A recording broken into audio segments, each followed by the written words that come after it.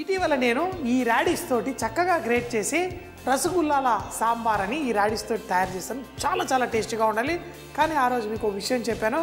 ఏంటి అంటే ఈ రాడిష్ ఆకులతోటి మనం కాలీఫ్లవర్ చేసుకుంటే చాలా బాగుంటుందని. సో మరి ఈరోజు రాడిష్ ఆకులతో దొరికింది మార్కెట్లో. మేకలు తినేయలేదు. ఇది వరకు నేను రాడిష్ కొనడానికి వెళ్తే అన్నీ కట్ చేసేసి వాడికి మేకలకి వేసాడు. మేకలు తింటా ఉన్నాయి. నేను చూసి రాడిష్ ఆకులతో ఎంత బాగుంటుంది కూర అనుకున్నాను. సో మరి ఈరోజు అయితే రాడిష్ ఆకులు దొరికాయి. మరి దాంతో మనం కాలీఫ్లవర్ కూర చేసుకుందాం.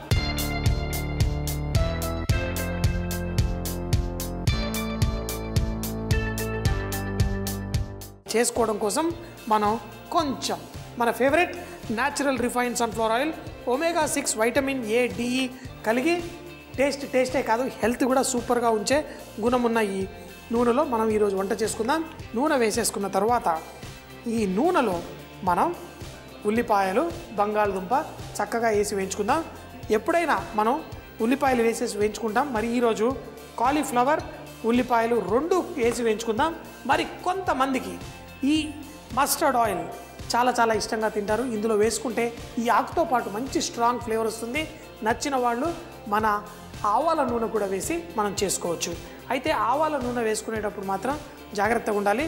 నూనె వేసి పొగొచ్చేంత వరకు ఆగి అప్పుడు దాంతో వంట చేసుకుంటే బాగుంటుంది. లేకపోతే కడుపు నొప్పి వచ్చే ప్రమాదం ఉంటుంది. మన ఈ నూనెలో వేడెక్కిన తర్వాత ఆవాలు వేసి చిటపట్లాడుతున్నప్పుడు ఇందులో కొంచెం అంత జీలకర్ర కూడా వేసేసుకుందాం. జీలకర్ర వేసిన తర్వాత కొంచెం కరివేపాకు, అలాగే కొంచెం అంత శనగపప్పు కూడా ఇందులో వేసేసుకుందాం. తాలింపులో కరివేపాకు కూడా వేసుకొని ఇలా కలిపేసుకుందాం. అయితే మన శనగపప్పు మాడినా, జీలకర్ర మాడినా, ఆవాలు మాడినా మనకు టేస్ట్ పాడైపోతుంది. అలా కాకుండా కొంచెం జాగ్రత్త పడాలి. ఇప్పుడు మనం కాలీఫ్లవర్ ముక్కలు కూడా వేసి దీంతో వేయించుకుందాం.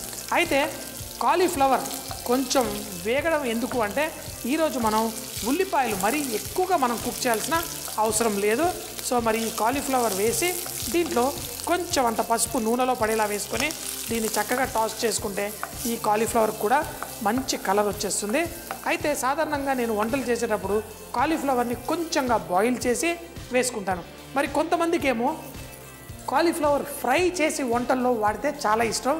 మరి మేము ఆలు గోబీ ఫ్రై అన్నప్పుడు బంగాళదుంపని కూడా, ఉడికిన బంగాళదుంపని వేడి నూనెలో ఫ్రై చేసి, అలాగే కాలీఫ్లవర్ని కూడా నూనెలో ఫ్రై చేసి అప్పుడు చాలా ఫాస్ట్గా, క్విక్గా, ఈజీగా మసాలాలు దానిపైన చల్లేసి కూర చేస్తాం. ఇది 5 స్టార్ హోటల్లో అక్కడిక్కడ చాలా ఫేమస్.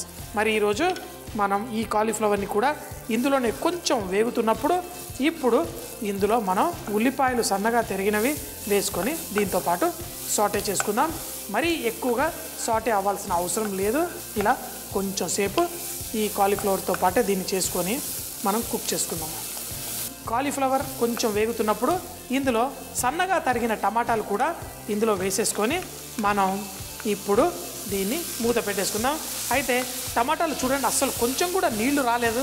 టమాటాలు మనం కట్ చేసేటప్పుడు జ్యూసీ టమాటాలు వాడుకుంటే దీనికి బాగుంటుంది. అందుకని చెప్పేసి కొంచెం అంత నీళ్లు కూడా ఇందులో వేసాను. ఇప్పుడు ఈ కాలీఫ్లవరు ఇవన్నీ వేసి ఉడుకుతున్నప్పుడు దీంట్లో ఉప్పు కూడా వేసుకుందాం. కొంచెం అంత ఉప్పు సరిపడా వేసేసుకొని మూత పెట్టి దీన్ని కుక్ చేసుకుందాం. ఈ టమాటాలు కూడా కొంచెం నలిగిపోతాయి. దాని తర్వాత మూత పెట్టేసి టమాటాలు కూడా కొంచెం కుక్ అయ్యేంత వరకు, అదే టైంలో మన కాలీఫ్లవర్ కూడా చక్కగా సాఫ్ట్గా అయిపోతుంది. దాని తర్వాత మన రాడిష్ ఆకుని తీసుకొని మనం డిష్ తయారు చేసుకుందాం. రాడిష్ ఆకుని చక్కగా కడిగేసి సన్నగా తరిగేసి పెట్టేశాను. దీన్ని తర్వాత ఇందులో వేసుకొని ఎలా చేయాలో చూపిస్తాను.